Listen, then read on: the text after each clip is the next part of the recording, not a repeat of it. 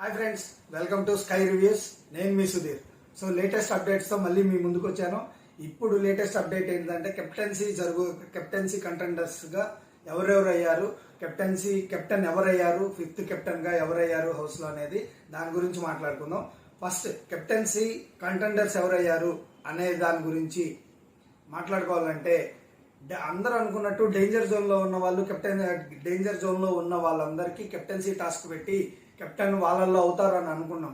కానీ captaincy task ఎవరి మధ్య జరుగుతుందంటే నిన్నటి దాకా జరిగిన గేమ్స్ ఎవరైతే గెలిచారో అంటే first position, second position. First పొజిషన్లో వచ్చేసరికి బర్నీ గారు, దివ్య గారు.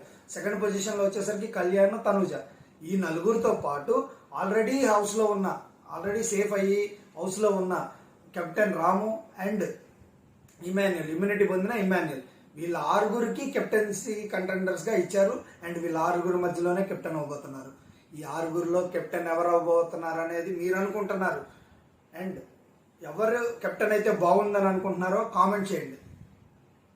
అండ్ కెప్టెన్ ఎవరయ్యారు అనేది నేను మళ్ళీ మీకు లేటెస్ట్ అప్డేట్తో మళ్ళీ మీ ముందుకు వస్తాను.